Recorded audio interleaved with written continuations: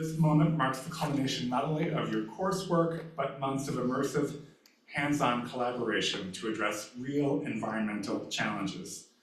The practicum leverages scientific rigor to support community needs. The students must also take into account time and resource constraints and stakeholder expectations. It's an experience that typically only occurs once people are out in the workforce. It's rare, not just at UCLA, but anywhere, for undergraduates to contribute to projects with this level of complexity and with such real-world consequences. These projects don't just benefit the communities they serve, they represent the IoES and UCLA at its best. A world-class public university using science to serve society. And the students presenting today didn't arrive here easily. They spent years pushing through challenges, rising to the highest academic standards, doing what it takes to graduate from one of the most respected universities in the world. That's no small feat, and it's something every student, every parent, family member, or friend, whether you're here in the room or with us virtually, should be deeply proud of this. Let's just take a moment. I want you to acknowledge yourselves. Let's give it ourselves a round of applause. The practicum is a cornerstone of how we teach environmental science. It's where theory meets application, where students take the knowledge they gain in the classroom and they learn to test it in the world. That's a difficult leap. The world outside the classroom doesn't come with clean variables or tidy answers on an exam. Our students have to navigate the uncertainty, stay adaptive, and often reframe the problem entirely. That's where real learning happens. As you'll hear, this year's projects took place in communities stretching from Central Africa to Latin America to right here in the great city of Los Angeles. Students investigated biodiversity in Guatemalan forests, explored sustainable development pathways in Colombia, and worked with a wide array of local and national partners, from the EPA to community nonprofits to farmers navigating agricultural and ecological trade-offs. In every case, the goal was the same: to use science as a tool to move the needle towards sustainability. These projects often lead to real-world impact. Some clients implement student recommendations, others hire the students. And even when the work doesn't have a direct next step, it plants seeds for future research, partnerships, and even careers. To our clients and community partners, thank you. You play a critical role. By opening your projects to our students, you're giving them a rare and valuable opportunity to contribute meaningfully to something larger than themselves, and that's something that they'll never forget. And to the students, we've already congratulated you. You've taken on really difficult work tackling real-world problems, and you've done it with integrity, persistence, and care. And that's not just impressive, that's the exact mindset we need in the next generation of environmental leaders. I'm really looking forward to hearing what you've learned, how you've grown through the process, and where it might lead you next. You've earned this moment, and we're so proud to share it with you. Noah, I'll turn it back to you to begin to introduce the presentations.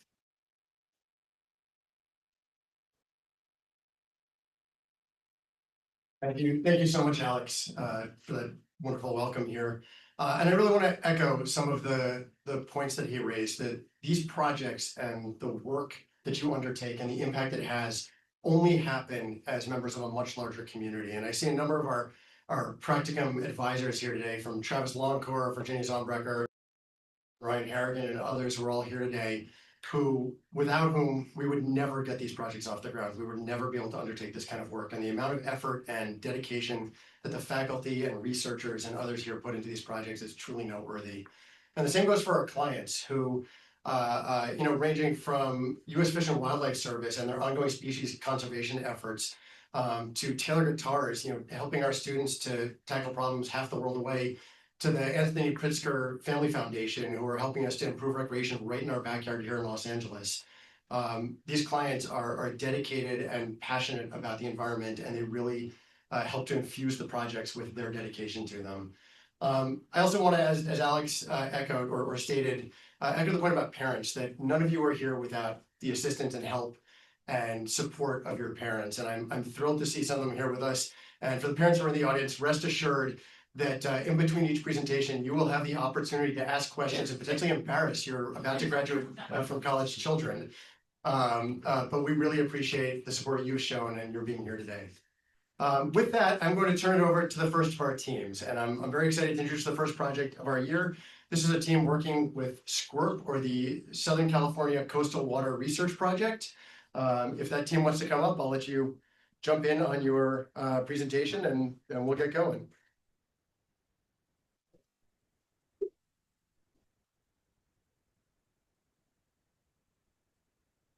One quick note as this team comes up, I'll use you as the guinea pigs for this.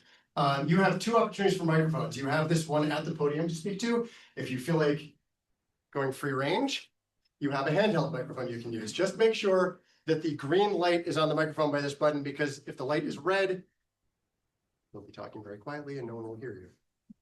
And hold it next to you. And hold it up next to your mouth, because if it's down here again, nobody can hear what you're saying.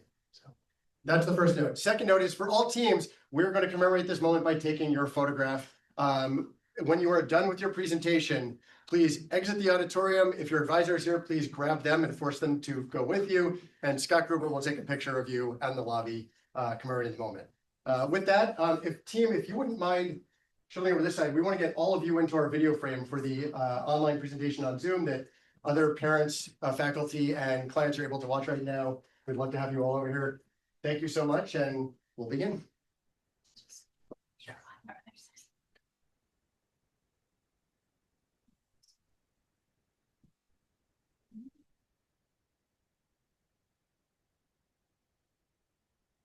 Okay, good afternoon. Why? Yeah. You understand? It's full of you over there. As I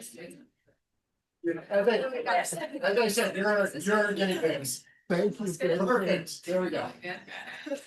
Perfect. Okay.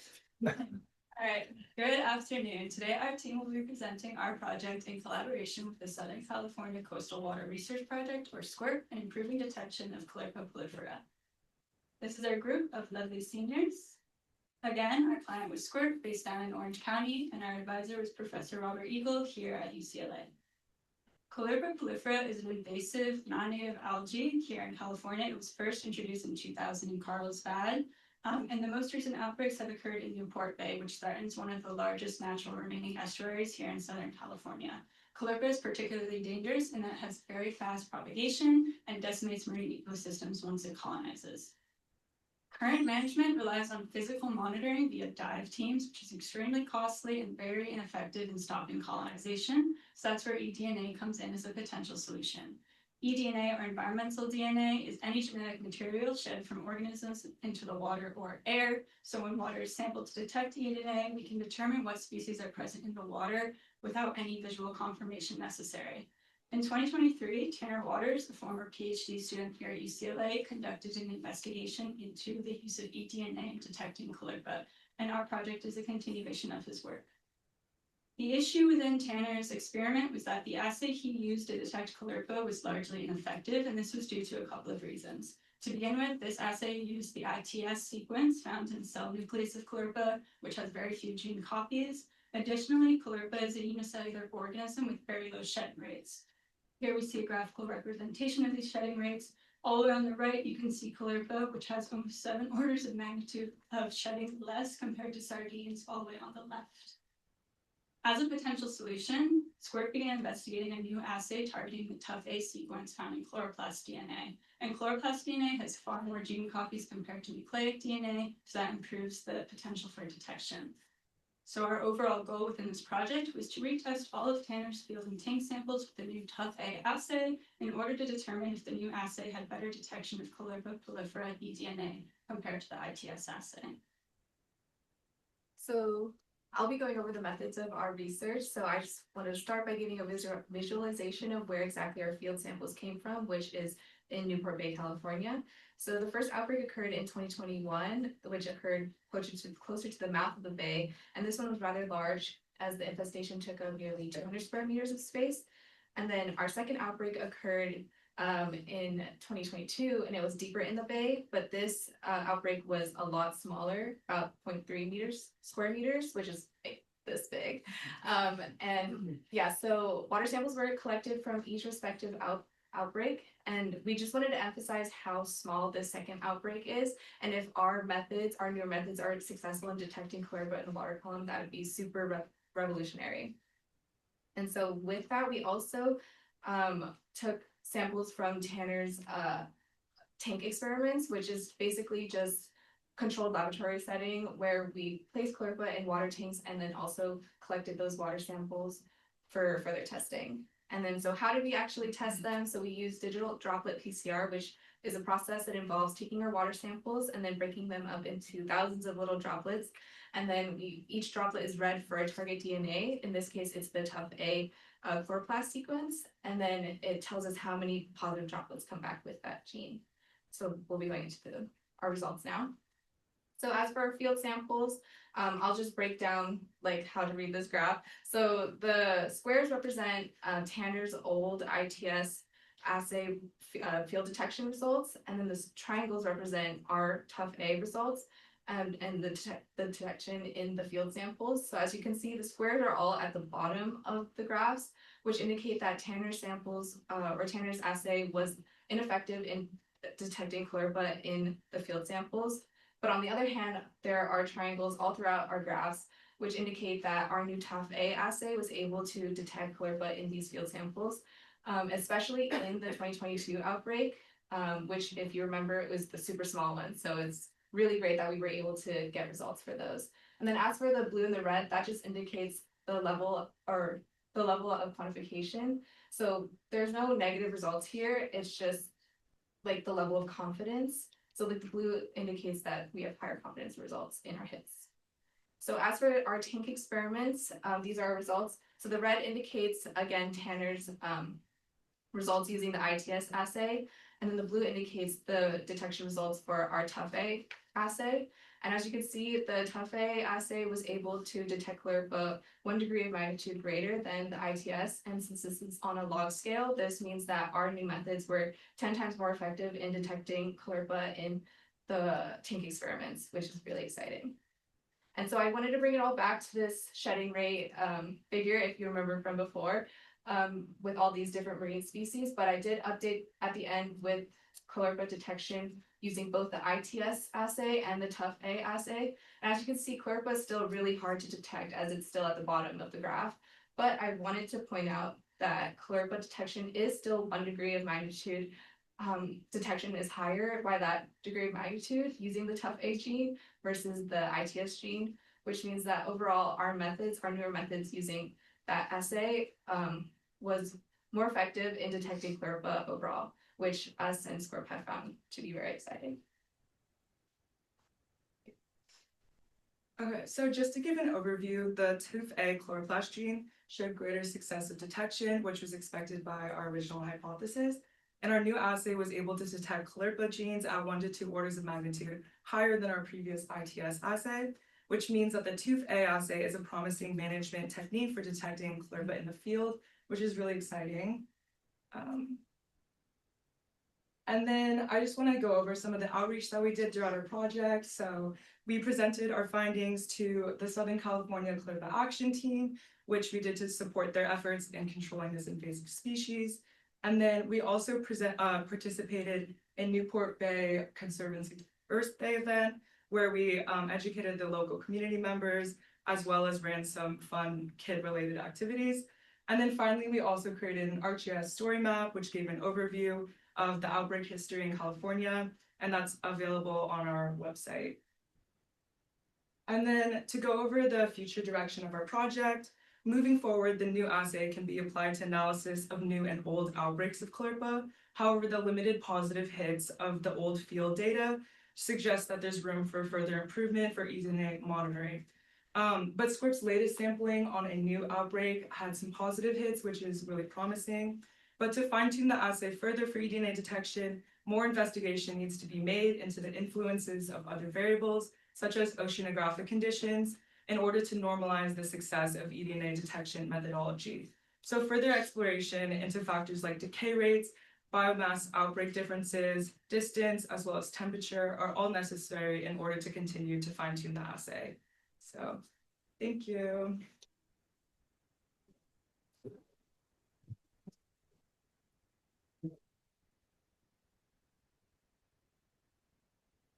Thank you, team. That was excellent. Do we have any questions from the audience for the team about their research or the work they're doing? See applause, but yeah.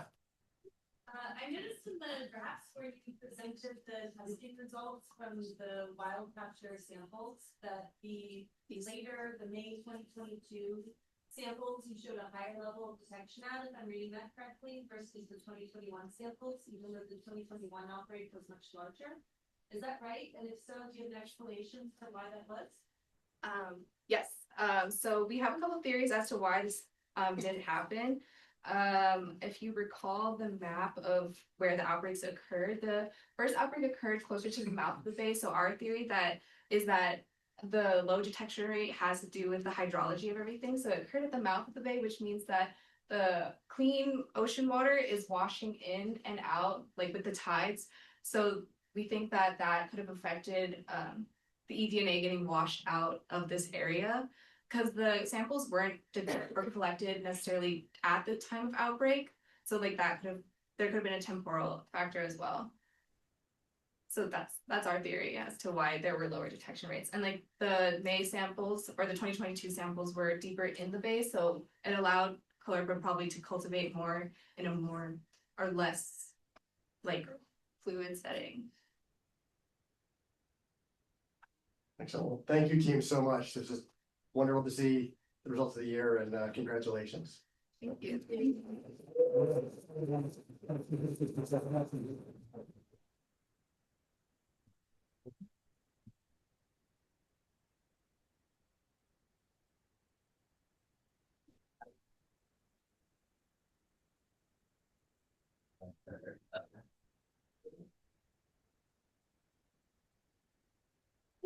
Yeah. What? On if your family's having trouble with it. It should be able to check. We had a Scott. Yeah. Next, we have a presentation from a team working with the US EPA on combined sewer overflows.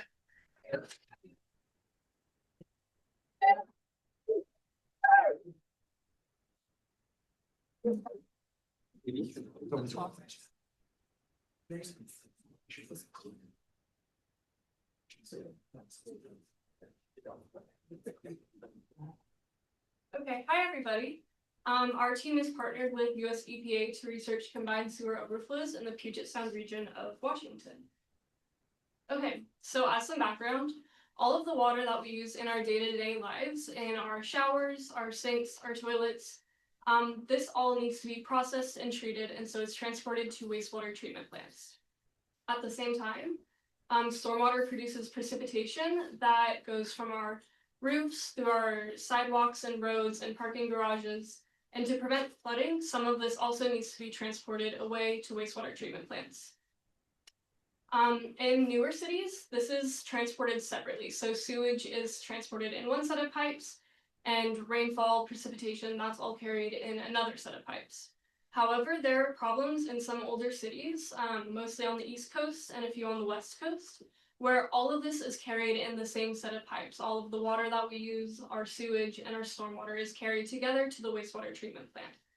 This can create problems during storms, during periods of heavy precipitation, because these systems are overwhelmed by the combined volume, and this can lead to what we call a combined sewer overflow, or a CSO. So this is when all of the raw sewage and untreated stormwater is just dumped into our oceans, it's dumped into our rivers and our public waters. This can lead to many human and environmental health concerns. It can contaminate the beaches where we swim. It can contaminate shellfish beds and fisheries. And so this is the basis of our work. This is why we care. There's a gap in research. There hasn't been a lot of recent research on this topic. The EPA hasn't covered this since a report that they published in 2004. So we are aiming to fill critical research gaps with regard to the impacts and patterns of CSOs. And we structured this around these three main topics, which are volume and frequency trends, recreational and commercial impacts, and the impacts of climate change on CSOs. We focus on the Puget Sound region of Washington because this is the largest estuary in the continental US. So this is a very valuable marine ecosystem that we want to conserve and protect. Also, this is home to a few large cities, namely Seattle and a few others around the region. So there is that, there's a larger risk of human health impacts. As you can see on this map, these are the cities that we chose to focus on, including Bellingham, Anacortes, Port Angeles, Everett, Seattle, Bremerton, and throughout King County. And for our deliverables, we're producing a comprehensive report, a story map, and an online database of all of our data and resources, which we will give to our stakeholder. So for our first analysis, we did a frequency versus volume mapping to just see the trends of per jurisdiction on these events and to really be able to look at hotspots and problem areas. If you see, this is a map of a spatial map of Seattle showing CSO events and volume per month from 2009 to 2023. So you can see the hotspots in this area, also volume depicted by size of the red dots. Each of these red dots is a time that sewage spilled into an open waterway. I think we can all agree that's extremely gross. And we're also seeing that it's really high during the 2009, and we are seeing a slight decrease as we get closer to 2023. We're seeing a lot of it happening in this Lake Washington Canal hotspot that we highlighted during wet months, which is like winter, spring, and fall. And then sometimes it is just kind of all over the place. But overall, we are also seeing smaller dots as we get closer to present day. We also did an analysis of volume versus frequency on an annual scale. So if you want to look at Seattle right here, we're seeing the frequency and volume map. Frequency is depicted in with the orange line, and then volume is going to be these blue bar charts. So the peak of Seattle's frequency was in 2014 with 800 events happening that year. Mind you, this is 800 times that sewage was released into the waterways. It's disgusting. We are seeing that the lowest was in 2019 with about 100 events, which is a great improvement, but that's still a lot of times that this has happened. Overall, we're seeing that Seattle does have a decline in volume and a decline in frequency over the past 15 or so years, which is really good. And we're seeing that pattern in other cases or other jurisdictions we look at as well. For the case of King County, which makes up a very similar jurisdiction as Seattle, we're only seeing a decrease in frequency, not in volume. This led us to see that volume and frequency are not necessarily correlated. So meaning that when there's a lot of volume doesn't necessarily mean a lot of events and vice versa. This just kind of showed us that there's a gap in information at what really leads to these events, and more research needs to be done. And as I mentioned in the introduction, combined sewer systems carry stormwater and sewage together in one set of pipes. So because of this, we wanted to look into cumulative precipitation and how that affects the frequency and volume of CSOs. This is an example in Everett, where you can see the green squares and the orange diamonds represents times where CSO events occurred. And then the blue lines are cumulative precipitation, which is just the total precipitation that happens during any given storm. And then the dashed lines are at the bottom are the average threshold for where CSO events occurred. Basically, what we can take away from this is that we didn't find really any correlation between cumulative precipitation and when a CSO event occurs. This, from talking to experts, we found could be due to mechanical errors or scheduled maintenance. But we really just needed more data that was not accessible to do with like the volume that these pipes can hold and the rate at which this is processed. Okay, so now onto our second point of analysis, which is looking at how recreational and commercial consequences are being impacted by CSO events in the Puget Sound. And so from this map, you can clearly see that there are a lot of CSO events happening in this area. So on the map, you can see that the triangles represent CSO sites and the circles represent beach access. And I don't know about you guys, but that is a lot of CSO events. People are literally swimming and consuming sewage. And so because of this, we're specifically going to look at the case study of beaches and specifically CSOs within a half mile of this area. So in order to conduct this analysis, we decided to look into specifically the summer months, as this is when activity of beachgoers is the highest. And so we compared the jurisdictional trends between all the cities here. And just to point out an example, we can see that the highest was around 2013 for Seattle with about 47 CSO events. But cumulatively, in just this year alone, there were 122 events. And that's just in 1 year. As you can see, these numbers can definitely add up over time.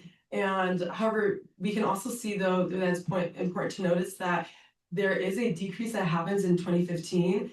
And specifically after the spike of 2013, there were infrastructure and policy changes that happened in Seattle and King County, which could potentially lead to this decrease that happened in 2015.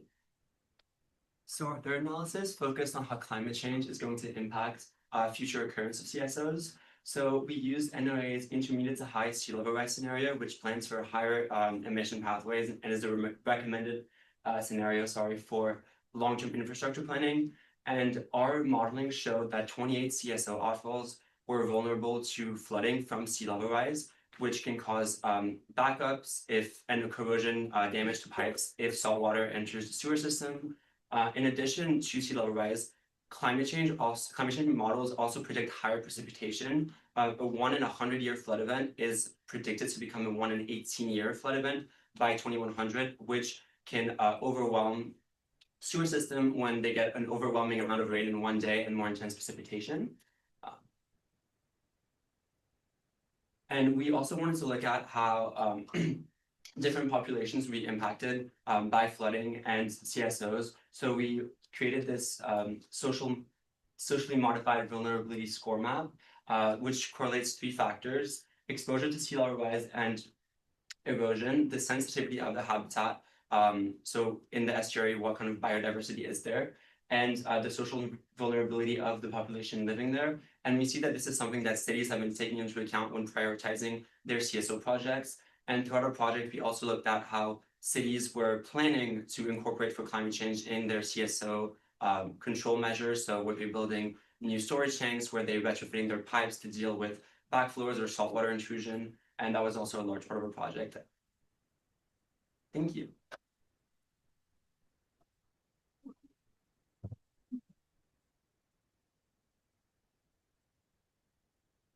Just for those of you who are concerned, LA does not have a combined sewer system. Any questions? Yeah. How can the city of Seattle or kind of like that area in the Pacific Northwest at large address the concerns that they have about the mixing food? So there's different types of methods. A big one from talking to experts is more investments in green infrastructure and trying to make sure that how can we keep water from entering the sewer system in the first place? Like Grace was saying, when we have stormwater in addition to the water from our showers and all of that, that's what overwhelms the system. So if we can make the soils more permeable, have more restore our wetlands, have more rain gardens, more especially in low-lying industrial areas, just make sure that we can get water absorbed into the soil so that it doesn't go into the sewer system. That would be a great addition to, of course, if you have to upgrade your infrastructure, maintain your infrastructure, and that's costly. But yeah, it's kind of a combination of more storage, better treatment facilities, and just reducing the amount of water that goes into the sewer system through green infrastructure. I would say those 3. Any other questions? Oh, sorry. Yeah, sorry. No, please. Yeah. I was just say, was there any evidence of like illnesses? Like where people, like the percent concentrations were so high that people in certain communities were actually getting sick from, say, the sewage they might be exposed to? Yeah, so the problem with combined sewer overflows and tracking the sickness is that these are in, urban areas where there are many sources of pollution. So it's really hard to track between, if an illness was caused from a CSO or, some other source of pollution. There is preliminary research that suggests that a lot of the pathogens and chemicals that are found in CSOs cause illnesses. So there is that correlation, but there's not often direct causation. Thank you so much, team.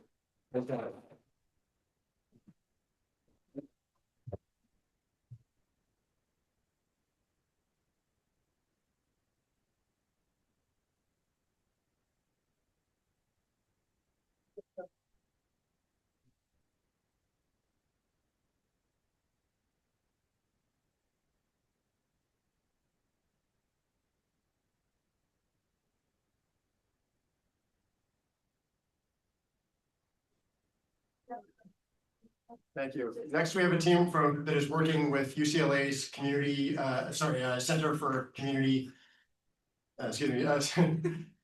California Center for Sustainable Communities. I will get this, but thank you, team. Please take it away.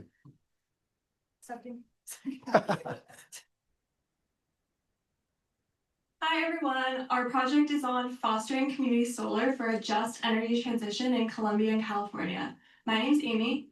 I'm Fiorella. I'm Audrey. I'm Yesenia. I'm Madison. I'm Laura. And I'm Carol.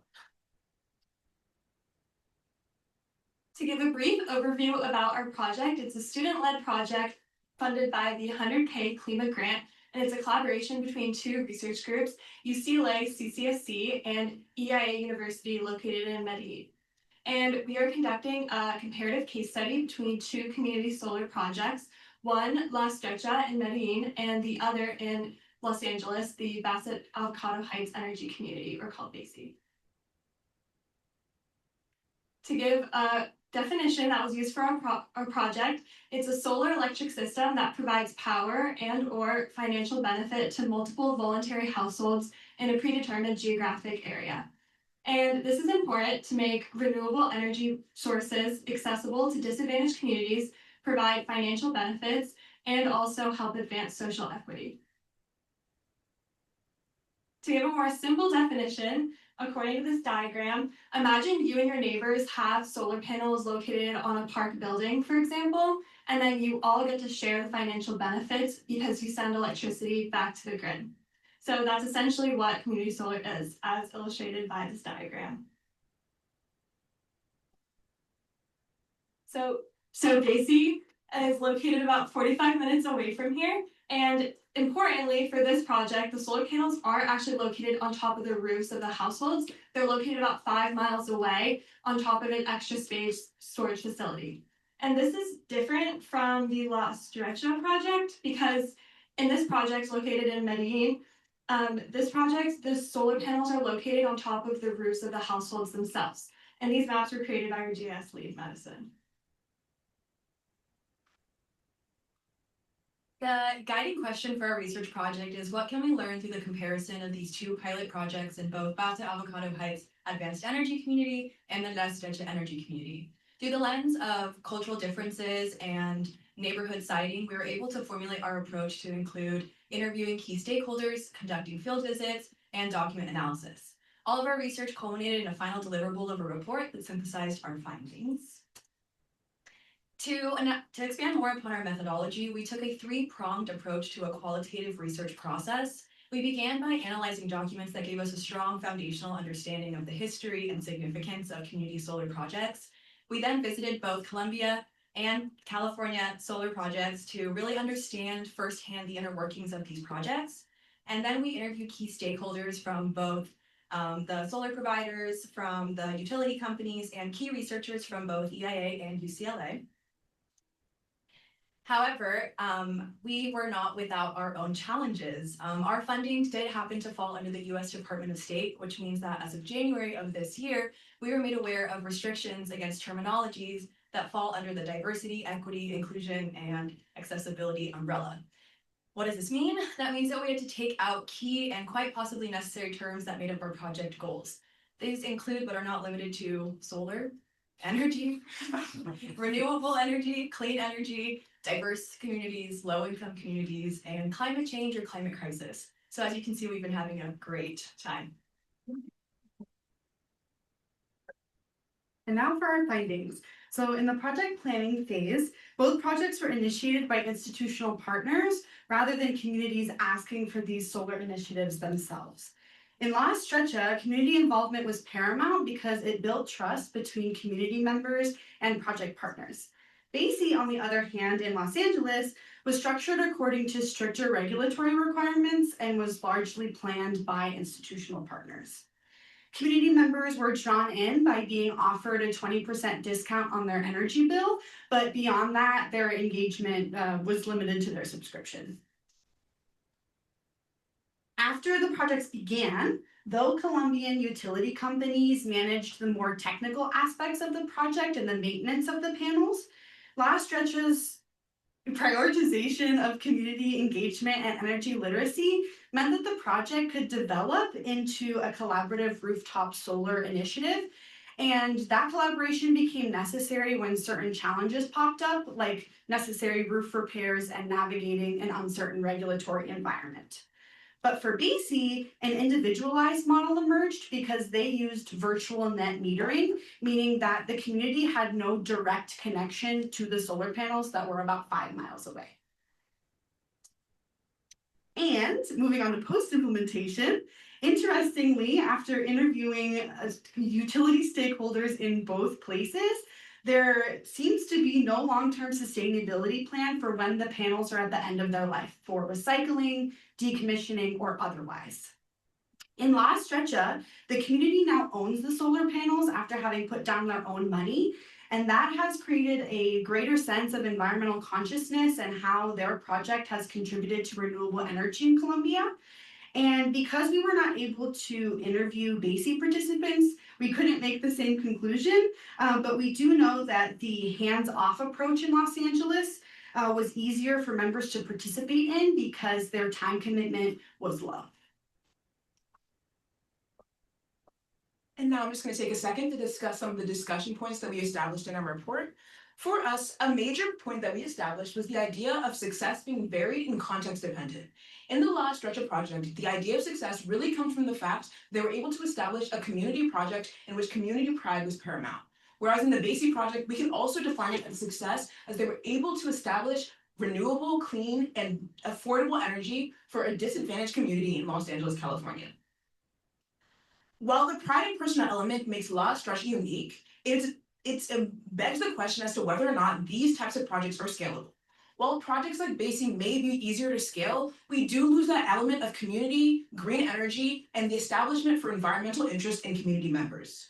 When considering project innovations, we must also think about the idea that Basie is ultimately an economic-centered project. As it is a project for low-income utility, as it's a low-income utility project, we find that that makes it an economically centered project overall.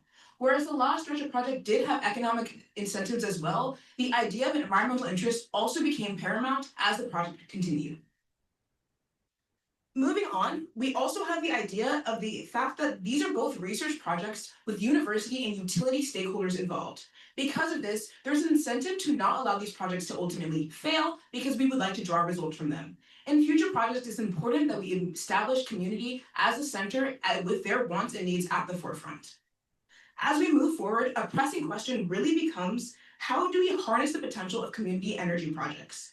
Community energy cannot be copy-pasted and dropped, as you can see from our two different projects. They both had different approaches, different results, and in the end, they still managed to make it a success. And since we are only looking at two specific projects, ultimately we cannot say whether or not this is an overall encompassing idea about community solar. Further, we're going to need to do further research and further discussion in order to actually come to conclusions about the state of community solar in society.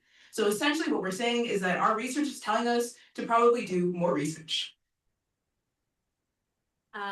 First off, I'm going to say thank you, and if you feel inclined to learn more about our research project, this is the QR code to our final report, so if you're interested, you can feel free to scan it. And we also just want to say a special thank you to our advisors, Rob, Sebastian, and Sam, for all of them.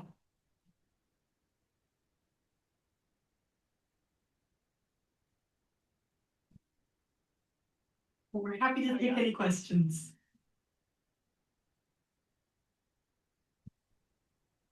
Thank you for that, Tina. That was wonderful. And I don't think it would probably be research if we couldn't suggest more research. Well, not on that front. Any questions for the audience? Yeah. Yeah, I'm curious how like community ownership works in Colombia, where the solar panels, and as I understand, are on individual roofs. Like, does everybody take care of everybody's, or do people take care of their own? Yeah, so they actually created a nonprofit of the neighborhood. It's called the La Stretcha Community Energy Company, and then their company, their nonprofit owns the panels, and all the financial benefit goes to one place. Okay. Yeah. They also split the price. All the community members split the price to buy back the community solar, so that's why they all share the responsibility because everyone pitched in to buy back. Right. So. Okay. So thanks. Another question, yeah. Yeah, so Colombia and California are very different political, social, in all ways, environments. Do you think that the model in Colombia would work in another part of LA? And do you think the LA models would work, you know, in Bogota? That is the question we've been asking ourselves for the entire year. But ultimately, we came to the conclusion that the context of the Columbia project was so specific, not only to Columbia, but to the specific neighborhood that it was in. One of the community members was an accountant, another one was a lawyer. They had a lot of like innate knowledge already, and that's really, really hard to replicate. But the kind of close-knitness could be replicated elsewhere. I don't think that's specific to Columbia or anywhere. I think it's just to the neighborhood.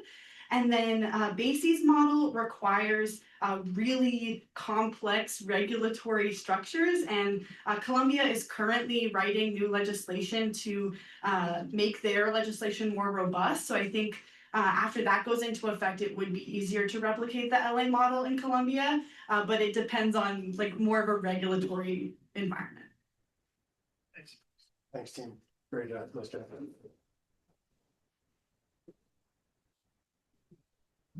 And until the day that there are any accountants or lawyers in Los Angeles, we'll be set to be doing this. Thank you, team.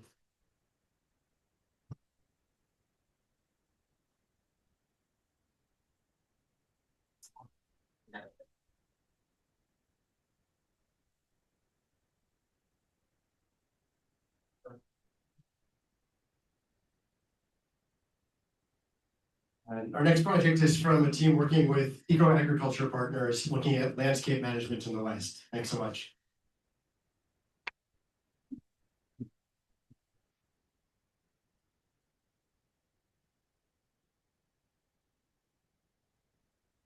Okay, hi everyone. So we're the Eco Agriculture Partners team, and we're studying landscape management in California. This is our lovely team led by our advisor, Dr. Liz Kosov.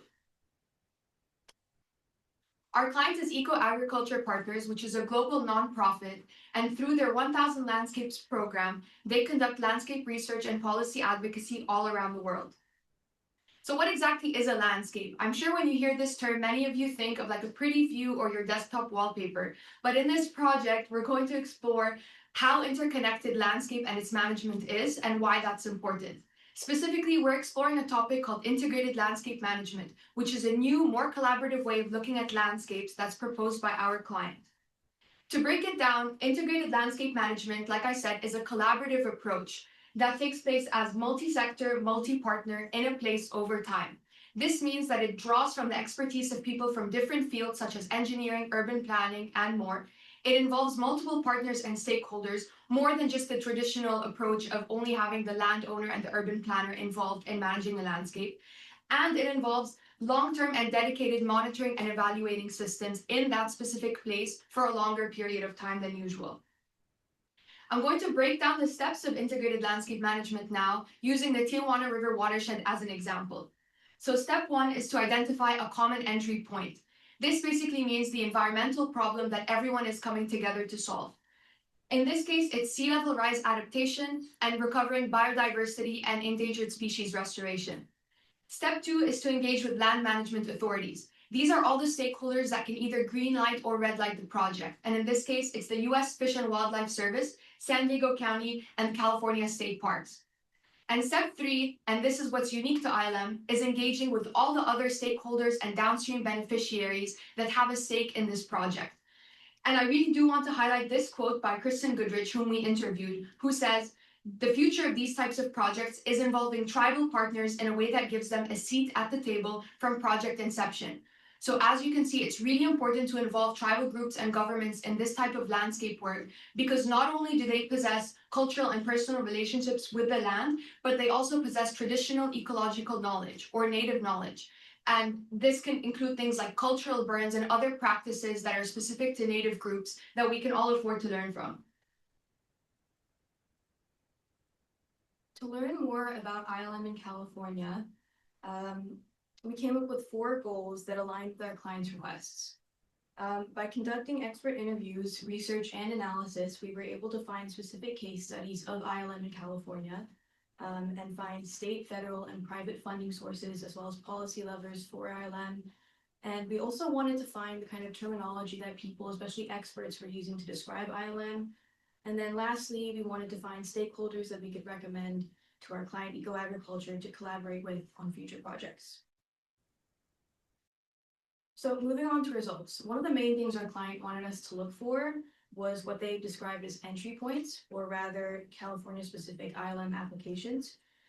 So one of the first ones we found was wildfire resilience. As we all know, California is experiencing longer, more devastating fire seasons, which means that there are plenty of organizations like the Big Sur Land Trust and opportunities for ILM as time goes on. The next one we found was water security and coastal restoration. Many of the experts we spoke to had experience with water-related projects, and considering many parts of California, especially Southern California, are re-entering a drought, we found that this was a particularly relevant entry point that Eco-Agriculture could use. And then 2 of the other entry points we found that are specific to California are habitat restoration and climate adaptation. So kind of speaking on the terminology that is used to describe ILM, we have discovered, as we know, that ILM is an abstract concept. During the interviews, we realized a lot of the stakeholders did not use this specific terminology to describe the work that they did. So here in this word cloud above, we can visualize the most common and prevalent terms in order to identify current projects from the root, core, and function of their work. So here, if we look at the word cloud, we have multi-stakeholder, landscape scale, restoration, place-based, also multi-jurisdictional, as some of the top ones that you see in the dark green. To tie in with Maeve McAllister's quote, wildfire does not respect jurisdictional boundaries, so why should our mitigation strategy respect jurisdictional boundaries? And that's kind of just to emphasize the cross-boundary aspect of landscape management work. So some of the common barriers and solutions to ILM, from the first ones is that there's a lot of funding challenges, as well as tying in with federal uncertainty. A lot of the interviews that we spoke with within their organization had a lot of federal funding cuts. Due to that, they had to adapt to this via diversified and dedicated funding streams.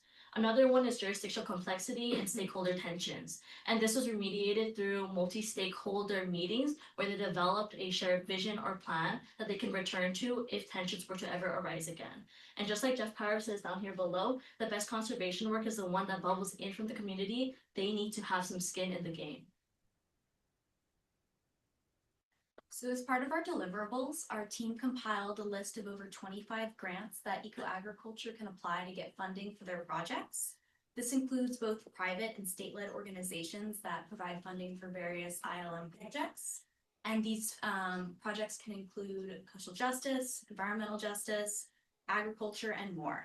And for example, the California Wildlife Conservation Board has many different funds and grant programs that Eco-Agriculture could apply to, that range from $1 million to $25 million that they could use towards future projects in California. And then also we developed a regulatory framework for Eco-Agriculture to use to work on implementation of ILM in California. And here are a few of the acts and initiatives that are included in our spreadsheet. For example, CDFW's Cutting the Green Tape Initiative is a great example of state legislation that helps to implement ILM strategies. And it represents environmental permitting with support from General Counsel and executive leadership.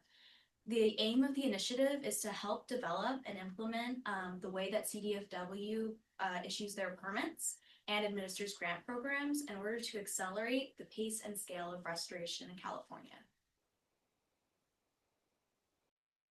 So kind of just coming to a close, we have some of the recommendations for eco-agriculture that come from our interviewees. So step one here, we want to leverage the common entry points within California. We've identified them as wildfire resilience, have water habitat restoration, and as well as water security. Number two is to partner with established organizations. We've identified them via the common entry points, as well as those who have prior experience with multi-sectoral and multi-partner issues, as well as interviewees who have expressed interest within our interview process.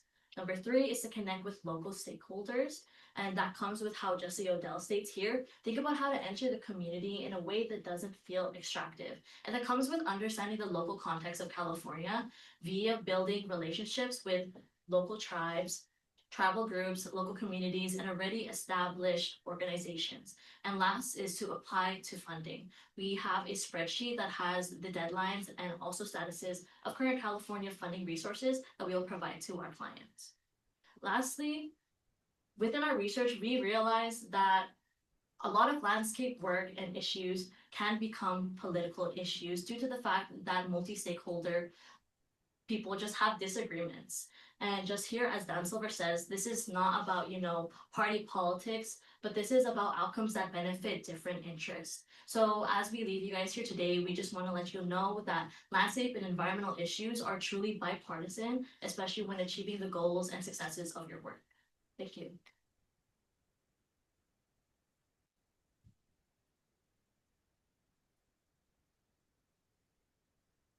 Thank you. Any questions from the audience? Yeah, Brad. I got one.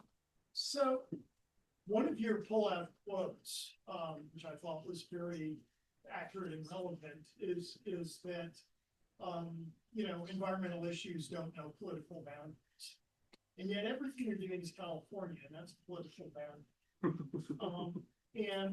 How do you kind of rectify those? As you said, politics is important. Politics is political boundaries. Funding is important. It's oftentimes political things. What do you think?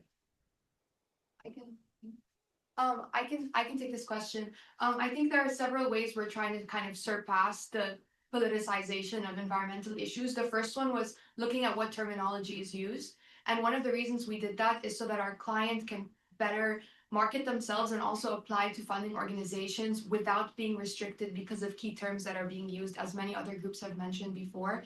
The other thing is eco-agriculture really does emphasize kind of cross-boundary work because they're an international organization. So they draw from their experiences of working across boundaries through a lot of their other programs, such as 1,000 Landscapes. And kind of like the goal is to try to adopt that into California and not really rely on being restricted by territory through involving multiple stakeholders. I don't know if that answers your question, but I think it's the terminology and multi-sectoral work that they're trying to do to surpass like being a partisan issue.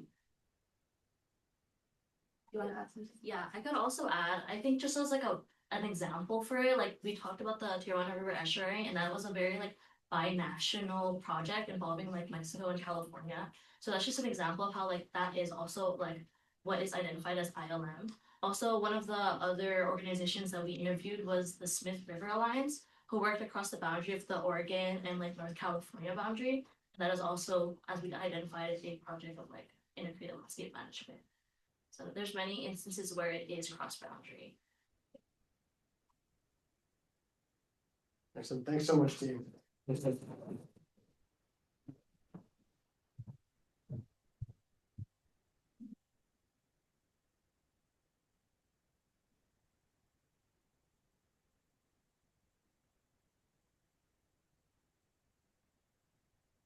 Our next project is a team working with Taylor Guitars on an overview of the Ebony project.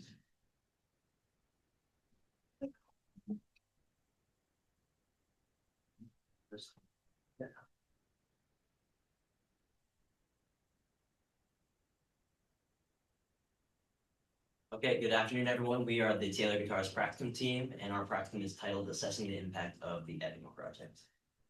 So I wanted to start off today by introducing the Congo Basin, which is the world's second largest rainforest behind only the Amazon. It spans roughly 500 million acres, and as such, it supports complex biodiversity along with the livelihoods of roughly 50 million people living in the region. It also stores roughly 10% of the world's forest-based carbon, making it a critically important global carbon sink. However, like many other tropical rainforests across the world, the Congo Basin is currently facing increased rates of deforestation. The main driver of this change is actually small-scale subsistence agriculture, and in particular, slash and burn techniques used by the regional populations to grow food not only for themselves, but for global consumption is threatening the intactness of the rainforest. And now to pivot just a little bit, another tropical forest user is the guitar industry, which extracts tree species such as ebony to use in their instruments. Ebony is a tropical hardwood known for its dark complexion as well as its durability, and it's used primarily in the fretboards of guitars. It also takes 80 to 100 years to mature, making its extraction extremely unsustainable, and as a result, it's currently listed as a vulnerable species on the red species list. To help address this issue, an industry leader in Taylor Guitars has launched the Ebony Project, which in 2016 had the initial mission of replanting ebony as a means to to replant ebony in Cameroonian villages that were drivers of deforestation in the region. Since its founding in 2016, it has planted 40,000 ebony trees along with 25,000 fruit trees co-cropped in community agroforestry plots, which is a sustainable land management technique used by the project that combines forest conservation and food production. And now 9 years into the project, with a complex and ever-evolving system of villages and project initiatives, the Ebony Project now wants to understand what impact it's actually making on the local and regional context that it's operating in. And that leads us to our practicum research objectives. We wanted to first understand what the project is actually achieving and what impacts it's actually made. 2, we wanted to identify the mechanisms behind these project impacts. And 3, we wanted to acquire foundational data for the analysis of the unknown project impacts. Alrighty, so that brings us to the theory of change. So within this really complicated context which the Ebony Project operates, there's a lot of unknowns. And to make those unknowns known, we use the theory of change, which is a method for mapping out the activities, resources, just all the external factors of a project and the possible impacts that come along with it. So we did this by creating a draft, which you can see on the right with the Ebony Project staff, which then became this graphic, which you don't really need to understand because it's a lot of information, but the important thing is that we came up with known and likely impacts that the project could be having, and we came up with ways to make these impacts measurable. So here are the impacts that we gleaned from the theory of change. The first of which we're going to focus on is increased population of ebony trees and other species. And these were made measurable using key performance indicators, which are points of data collection that the project can use to understand their impact and really know what change they are affecting. And those are there. Okay, so the second impact we wanted to assess was the increased capacity and knowledge of the project. We thought the best way to do this was to develop a mission report database. So every time that an Ebony Project team made a mission out to a village to complete project activities, as you can see in the photos, they would build nurseries or plant new trees. And whenever they would do that, they would log them on mission reports. And in an online file, there are 70 mission reports detailing hundreds of visits to the 13 villages within the project. While it is very helpful having all that information on a file, it was not efficient for analysis. So boom, we made a mission report database. It took us a while, but just to give you an idea of the extent, from 2017 to 2019, that's what you see. So it goes on for 6 more years. Each row shows a village visit, and they're like summarizing each mission report. And the uses of this are, again, the collection of the data being on one file, as you just saw. It makes it much easier to assess the data. Creating a structure to organize future mission reports. So whenever the team makes its way to a village again, they can write their mission reports in a format that'll make it easy to plug in. Plugging in makes it easier for the whole project as a whole, because we can use it as a power tool for analysis of multiple variables. So for example, from the database, we made a table talking about how many villages were visited since 2017. And then we made the table, and then from that, we made this graph. And this is just a simple idea of how it can be done. So for future emphasis, there will be a lot of impacts that we can look at through the database. Great. Another impact that we think the Ebony project is having on the communities that it operates in is an increased income and food security. So like we mentioned before, the Ebony project not only plants ebony wood, but it also plants thousands and thousands of fruit trees alongside with those.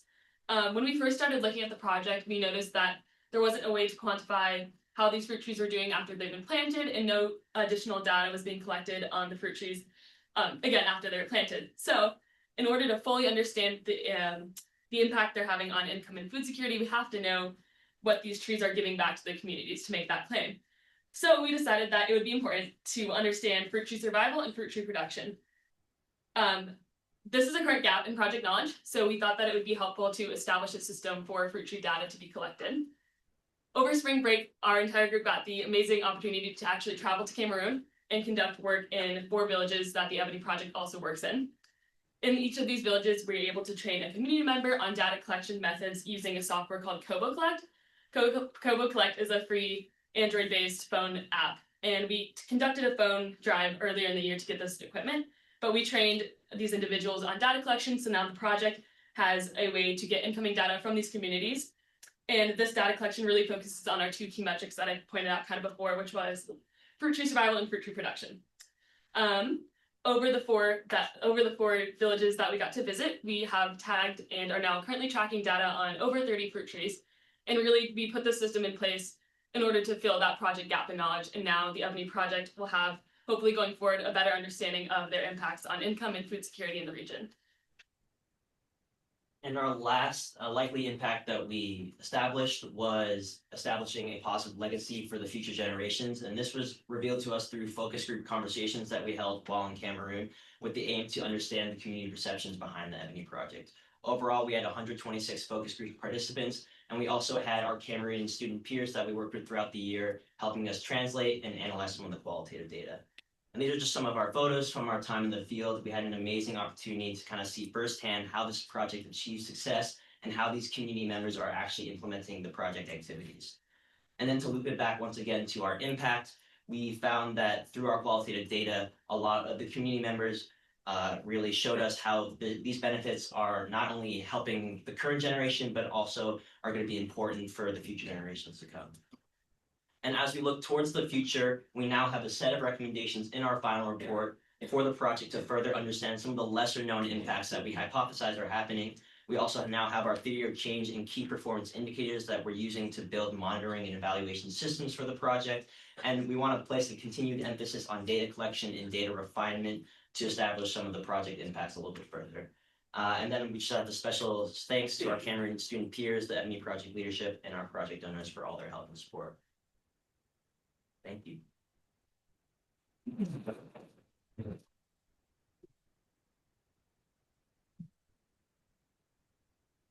All right, any questions from the audience? See, Ryan, thought we'd get here. Well, I want to know, just from a couple of folks, what your recommendations would be for like an incoming group of seniors that we're going to hit the Cameroon next year. What would be your number one piece of advice in terms of a project or your impact? So right now for our final report, a lot of what we're doing is going back and looking at databases that already exist within the project. And we're hoping to use that and some of the work we did to run analyses that will be put into figures in our final report. But because we have a limited amount of time, we're only going to be able to do so much. And hopefully next year there will be more data available and we'll be able to actually take all of that and put it as a basis so that future practicum groups can use that data, especially since it's very uncertain whether as to if they're going to be able to travel or not next year, unfortunately.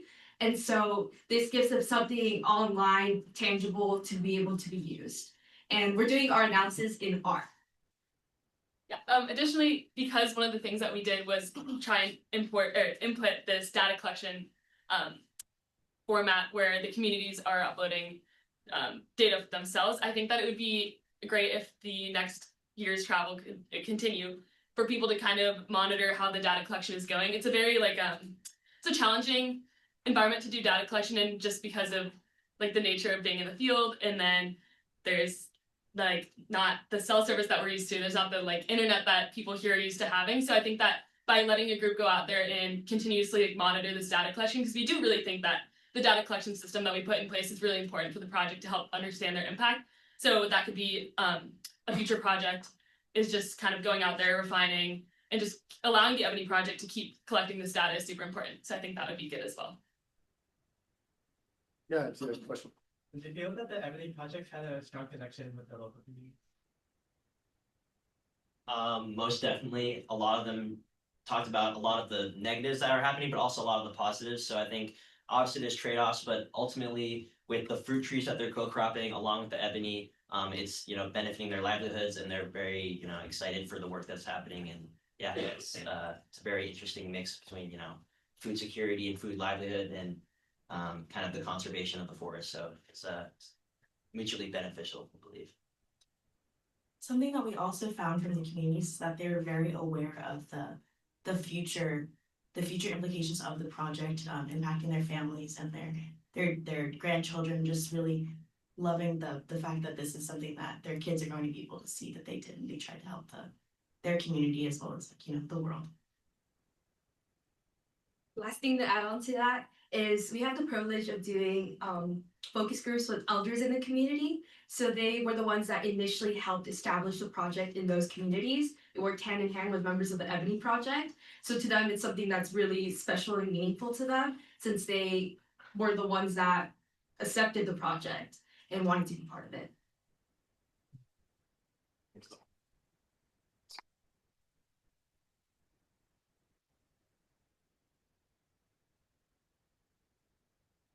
For our next project, we're going to head to a different part of the globe and a very different sustainability issue.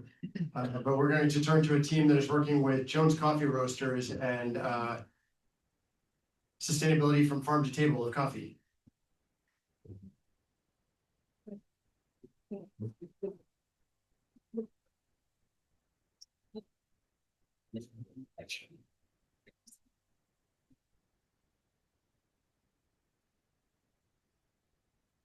Good afternoon, everyone, and thank you so much for being here today. I have the honor of introducing our project, Sustainability from Farm to Table, as well as the rest of the Jones Coffee team.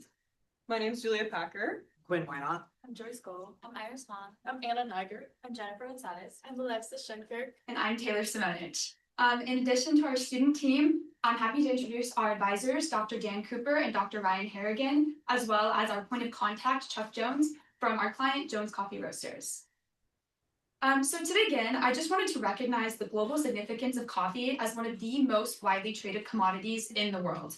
However, the environmental and social costs of coffee production are increasingly coming into focus. Many conventional farming practices are very unsustainable and can contribute to serious ecological consequences, including deforestation, soil degradation, and loss of biodiversity. Our project sits at the corner. These environmental impacts are often accompanied by cultural and social challenges, particularly in regions where coffee farming is kind of the cornerstone of the local economy. But at the same time, consumer awareness is shifting. There's growing demand for ethically and sustainably sourced products. And so certifications like fair trade and organic are really driving market preferences. Our project sits at the intersection of these environmental concerns and consumer values, really aiming to analyze and quantify the impacts of what implementing these sustainable practices would have on a medium-scale coffee farm. So, as I just mentioned, there are a lot of components involved in getting your coffee from coffee farm to coffee table. So to better understand this process with the lens of sustainability, we looked at one supplier and asked the question, how sustainable are current operations at Jones Coffee Roasters across the supply chain, and how can they be improved? The Joneses trace back their origins back to Try that again. The Joneses trace their origins back 5 generations to when the Maldonado family matriarch claimed a land deed in the upper highlands of Guatemala. After finding success importing coffee beans, they were able to build a coffee roaster and cafe here in Pasadena, making what we know as our client, Jones Coffee Roasters. Here in Guatemala is Finca Dos Marias, the farm where all coffee comes from. As you can see, the Joneses keep it in the family from Guatemala to LA. So for our final deliverable, we have created a sustainability report of qualitative and quantitative data that we collected in Finca dos Marias in Guatemala, as well as at Jones Coffee in Pasadena. We've compiled our key findings and created educated recommendations for the coffee company to implement. And again, really honing in on our key mission being figuring out where Jones Coffee is currently implementing sustainability and where can they improve. To set the scene a little bit further, Finca dos Marias made a big change in how they grow coffee back in 2006. Around this time, they moved away from sun-grown coffee, which is primarily involved with clearing out the native forest and just to maximize yield. As seen in this top picture right here, you can see it's really open. But if you look at the most recent picture we took, about 20 years after they switched to shade-grown coffee, you can see that natural canopy is integrated back into the farming system. And this really helps both the quality of the coffee and also just the health of the ecosystem at large. And in doing so, they planted over 600,000 native trees. Looking into biodiversity on the finca, we collected data using traditional visual collection methods, as you can see in this photo on the right. And we used this data to create a species accumulation curve along with 3 other key findings from 1997 to 2025. And we've estimated that there was about 150 different bird species living on the finca, as well, and 50 of these are core forest species. We also have come to the conclusion that globally threatened species are present here, as well as neotropical migratory birds come here in large quantities. And this is just really important because it tells us that this habitat is able to support and is suitable for a large, diverse amount of species. And this species richness curve here shows the majority of species richness on the finca. And then hold on, I think I hear something really quick.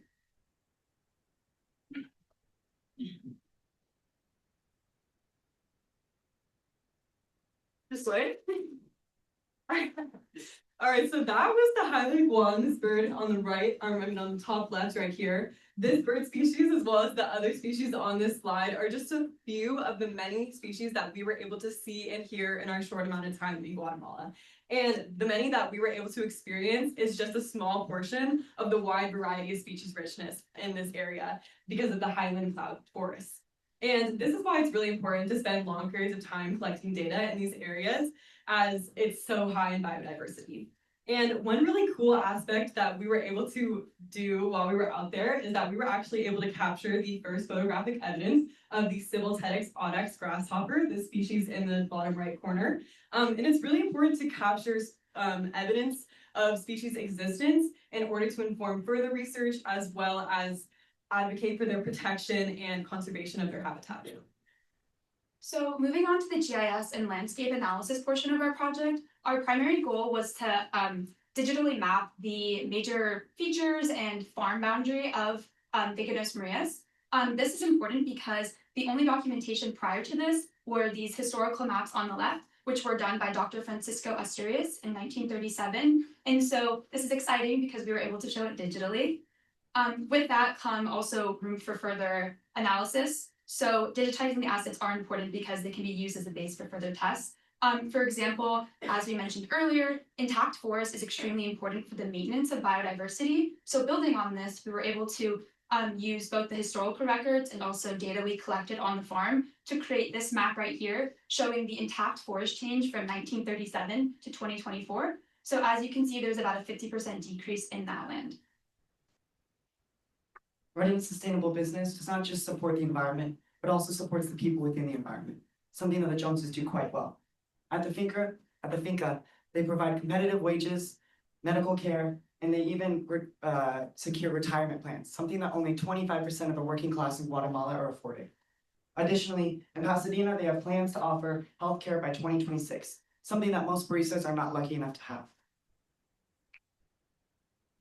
Additionally, looking at energy and emissions, we found that the finca is almost entirely ran on hydropower. The source is this waterfall that flows throughout the farm. Additionally, they also burn the discarded coffee shells to power the industrial dryers, ensuring that no part of the fruit goes to waste. In Pasadena, the largest part of carbon emissions and energy use goes towards the industrial roasters. With a plan to implement an eco-filter, they're going to reduce emissions and reduce energy costs. Jones performs reasonably well when it comes to packaging and waste. They made conscious effort to reduce and reuse when possible. For example, these coffee bags are reused up to 10 times. Their largest source of waste comes from packaging, as you can see in this cup right here, which highlights a broader challenge within food systems and manufacturing and leaves room for improvement. Finally, at the end of our sustainability audit, we did a full benefit cost analysis on certifications. Most small coffee businesses deter away from these because of the high audit costs and the lengthy transition periods. But with all that said, we still recommend that Joneses take a look at Fair Trade certification. It has the lowest audit costs, minimum pricing and premium, and offers an expanded market for places like here at UCLA. We hope that the next time you have a cup of coffee, maybe right outside after these presentations, you think a little bit more critically about where it came from and all the steps it took to get into your hands. Thank you so much for listening, and if you have any questions, we're very happy to expand on it.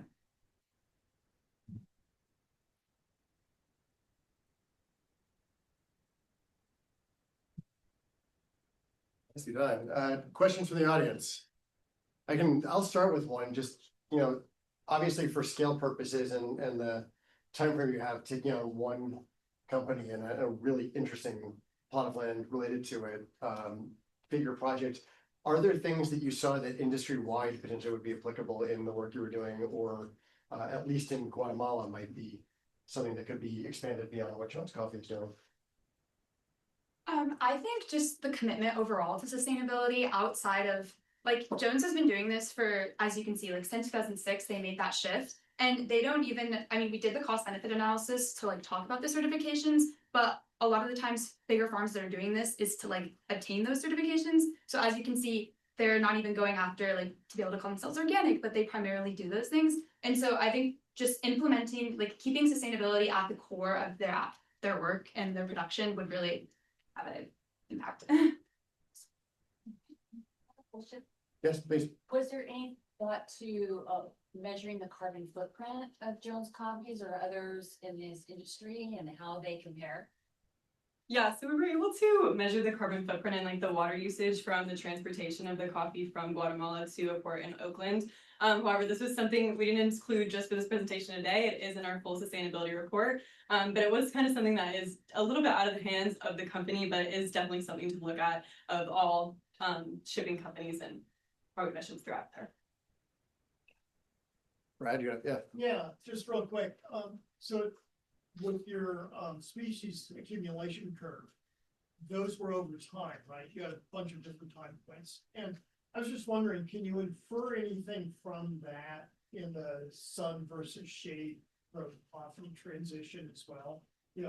Sort of high points from from sun to shade, or striking differences, or Yeah, so when they made that change, that was in like 2002, that they planted over 600,000 shade trees, and the curve started in 1997, and we have three different 1997, 2002, and 2006, and we did see a big spike from 2002 to 2006 after they planted all these shade trees.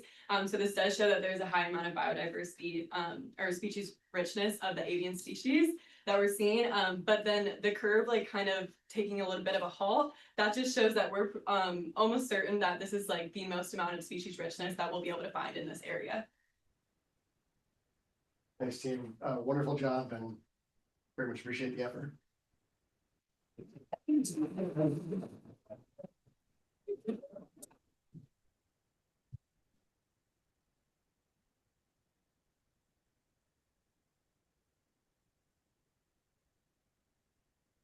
I'm going to bring us back locally for our next presentation to look at enhancing visitor experience in the Santa Monica Mountains for the Anthony Pritzker Family Foundation, and ways that we can improve access and opportunity right here in our backyard in Los Angeles.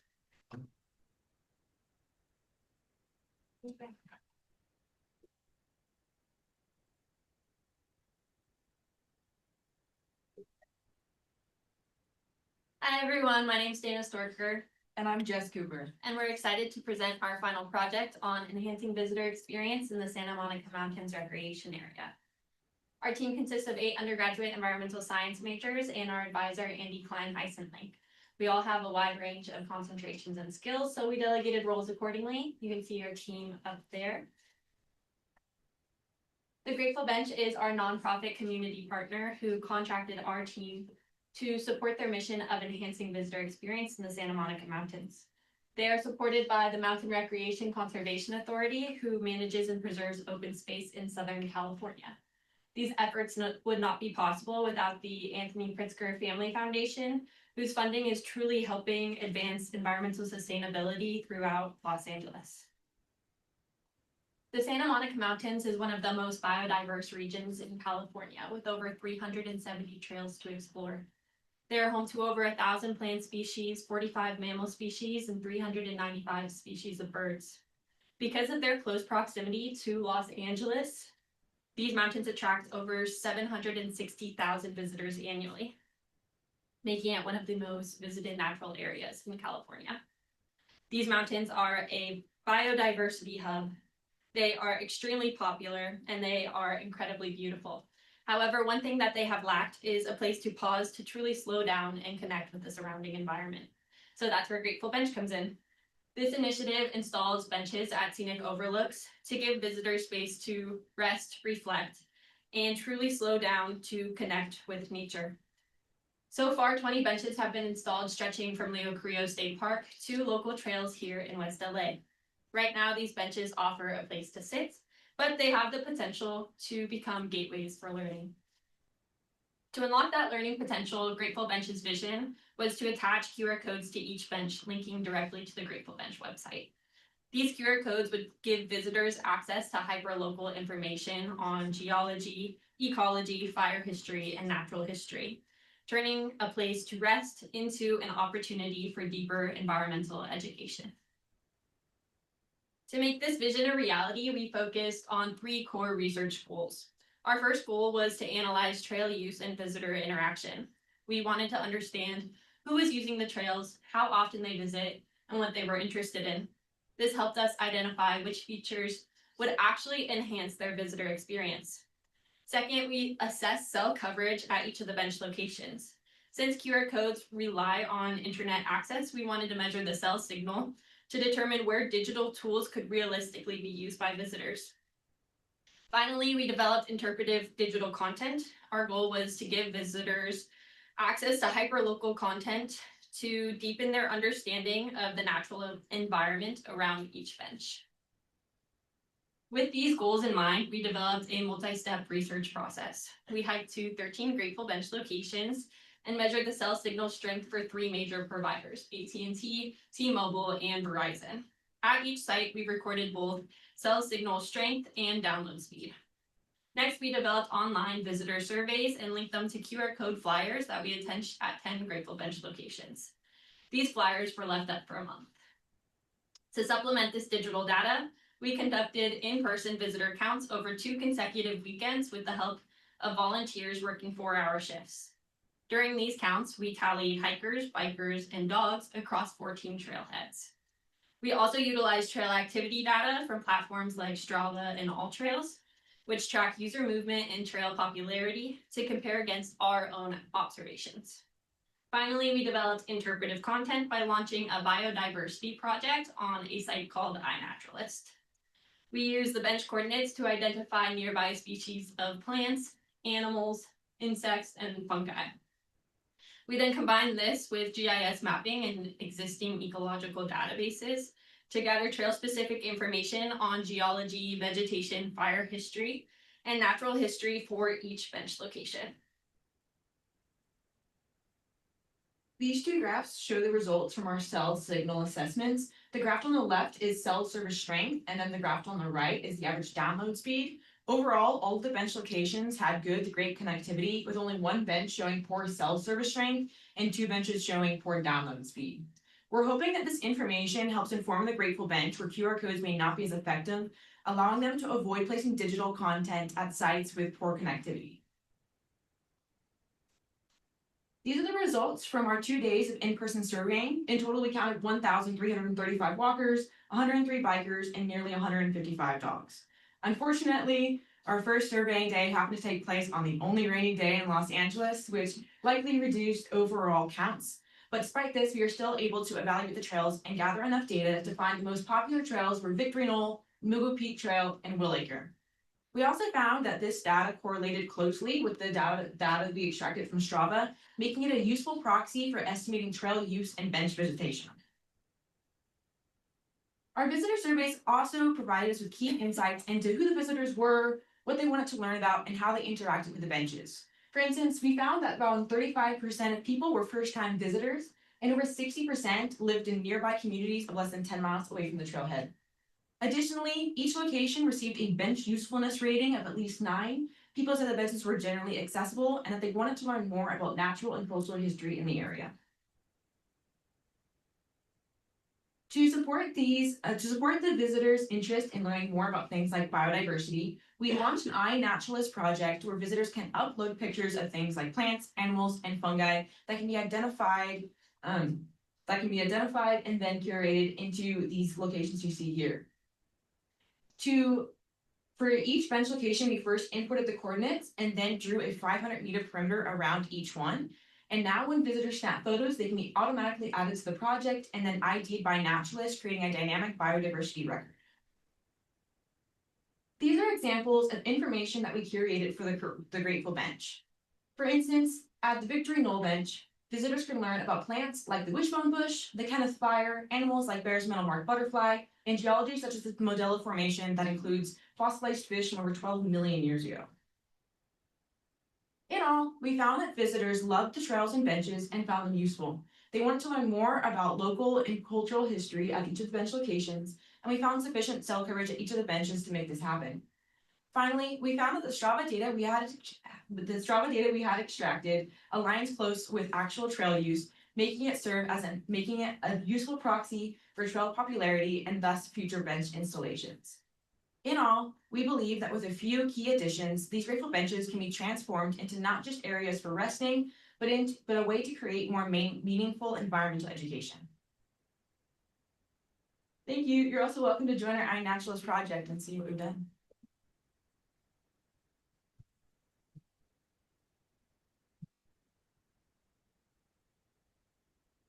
Any questions from the audience? I see one over on the side, yeah. Fires that affect those areas affect the data that you guys collect. That's an excellent question. Yeah, there was a lot of uncertainty in the beginning of our project due to all of the fires.